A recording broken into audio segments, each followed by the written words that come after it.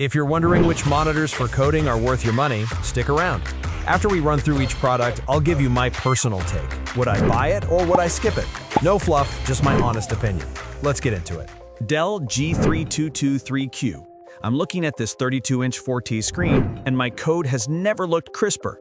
Plus, the 144Hz refresh rate makes scrolling through thousands of lines of errors feel buttery smooth. On the other hand, it's a gaming monitor with no speakers, so it's basically a silent, overqualified intern that's too good for this job. And the blacks can look a bit gray, like my soul after debugging JavaScript for 12 hours. Would I buy it? Yes, because using a high-refresh gaming monitor for coding is like driving a sports car to the grocery store. Utterly unnecessary, but it makes a boring task feel awesome. MSI Mag 274 UPF-E2. The 4K resolution on this 27-inch panel makes text so sharp it could cut you. And the built-in KVM switch with 65-watt USB-C power delivery is a godsend for juggling my work and personal laptops without a mess of cables. But let's be real. The contrast is so low that my dark mode theme looks more like a slightly gloomy mode, and its HDR is basically a participation trophy that doesn't do much. Would I buy it? Maybe, if my desk is a mess and I desperately need that one cable life with the KVM switch, because that feature alone is almost worth the price of admission. Asus ProArt Display PA2790 CRV. This thing has professional-grade color accuracy right out of the box, which is perfect for making my website's buttons the exact shade of panic red I designed. And the USB-C port pushes 96 watts, enough to charge a small car. The problem is, it's stuck at a 60 Hz refresh rate, so scrolling feels like I'm back in 2005. And some people say it has a green tint, which, for a color-accurate monitor, is like a chef who can't taste salt. Would I buy it? No, because that 60 Hz refresh rate is a deal-breaker for me. I can't go back to living in the slow lane after tasting the sweet speed of 120 Hz and up.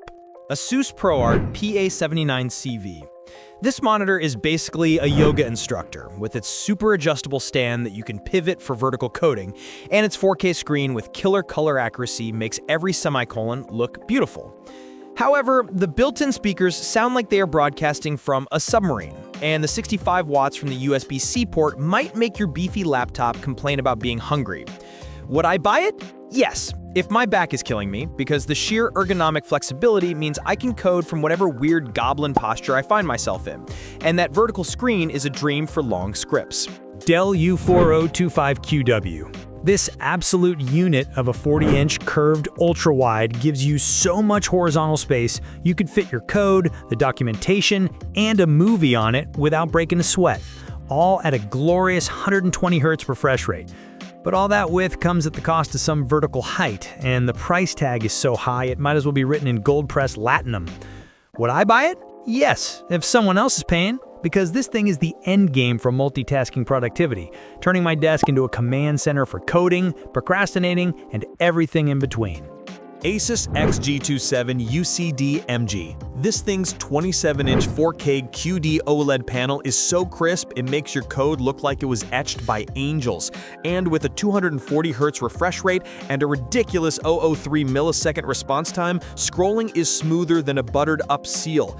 Honestly, the clarity is top-notch, but it's packed with gaming features like extreme low motion blur that are as useful for coding as a screen door on a submarine.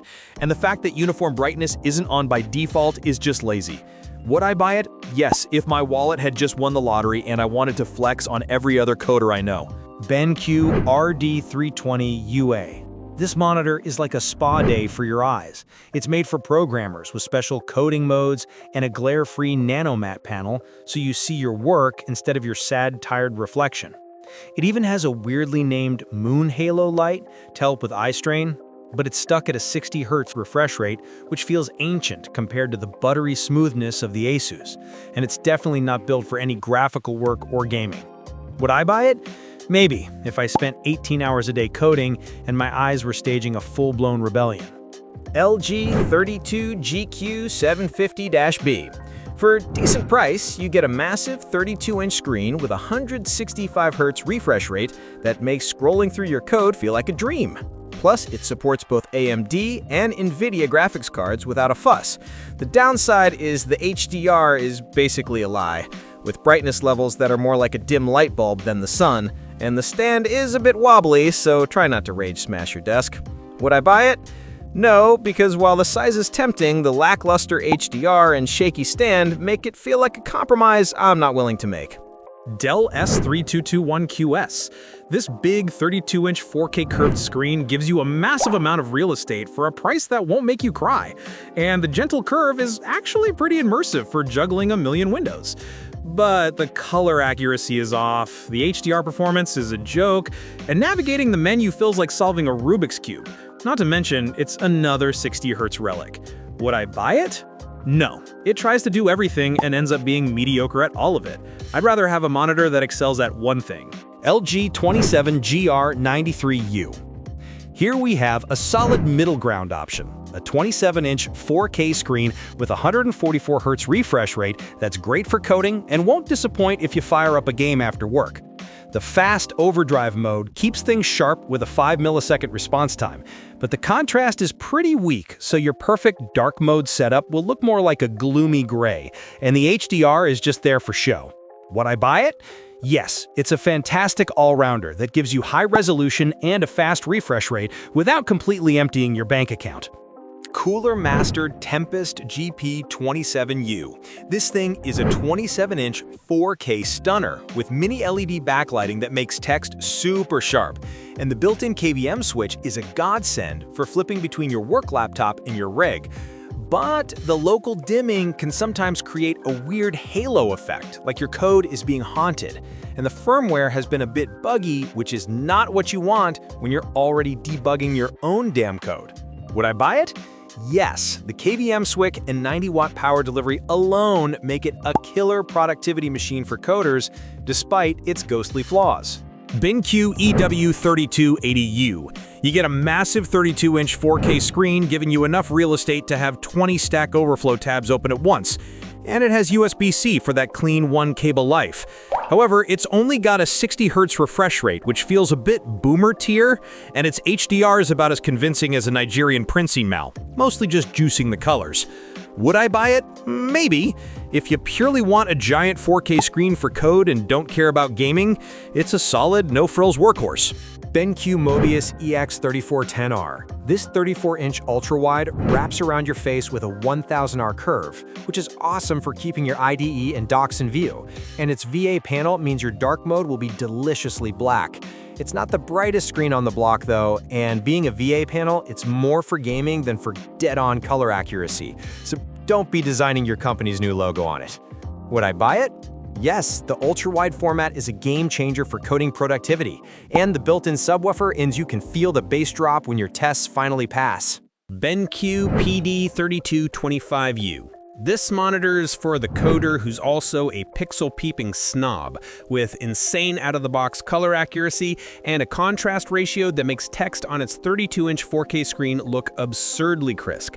But it's stuck at 60 Hz, making it a pure workhorse, and its speakers are so weak they probably get bullied by your phone speaker. Would I buy it? Yes, if I was in the Apple ecosystem. This thing is a cheaper, bigger, and more versatile alternative to the Studio Display, making it a professional's dream for coding and creative work. Alienware AW2725QF. This monitor is pure overkill. A 4K 180Hz monster that can also do 360Hz at 1080p, making your code scroll smoother than a criminal. But it has absolutely no speakers. And using a 360Hz monitor for coding is like using a Bugatti for a pizza delivery run. It's hilarious, but a bit of a waste. Would I buy it? No. It's a phenomenal gaming monitor, but for just coding, you're paying a massive premium for features you'll never use. It's just a flex at that point. Samsung S80UA. This thing is a budget 4K dream, making my code pop with colors so vibrant, I thought my IDE was having a psychedelic trip. But the 60 Hz refresh rate feels like I'm scrolling through my code using a flip phone from 2005. It's got a USB-C port with 90 watts of power, which is awesome, but the DisplayPort 1.2 is a bit ancient. Would I buy it? Yes, if my wallet is crying and I need a sharp, colorful 4K monitor for staring at text all day, and don't give a damn about high refresh rates.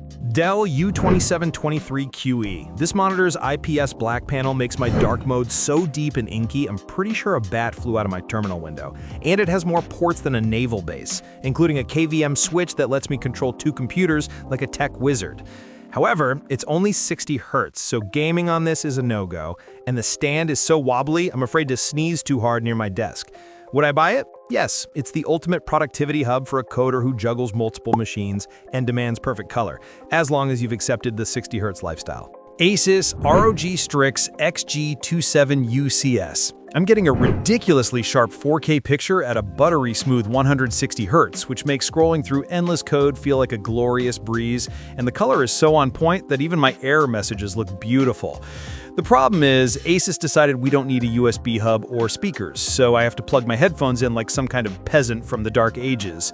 Would I buy it? Maybe. It's a fantastic choice if you want to seamlessly switch from debugging code to fragging noobs in a fast-paced shooter, but the lack of basic ports is just plain lazy. LG 27GS93QE. The 240 Hz refresh rate and near instant response time on this OLED are so fast that I feel like I'm seeing my code compile in the future. It's absolutely insane for gaming. But, and this is a big but, the text looks a bit funky and has this weird color fringe because of its pixel layout, which makes my eyes want to file for divorce after a long coding session. Would I buy it? No. For coding, the wonky text is a complete deal breaker. I'm here to write clean code, not stare at text that looks like it's been through a blender. LG 27G850A. This absolute unit combines a 4K resolution with a screaming 240 Hz refresh rate on an IPS black panel, making everything from my code editor to my games look incredibly sharp and impossibly smooth. The catch is you'll need a PC powered by a small star to run it, and its display HDR 600 is a joke, with only 8 dimming zones, making HDR content look pretty much the same as regular content. Would I buy it? Maybe. If I just won the lottery and own a graphics card from the future, this would be the ultimate do-it-all monitor for both elite-level coding and gaming, despite the lame HDR. Thanks for watching. I hope this video helped you pick the monitors for coding for you. If you have any questions, drop a comment below. Links to all of these products mentioned in this video will be in the description.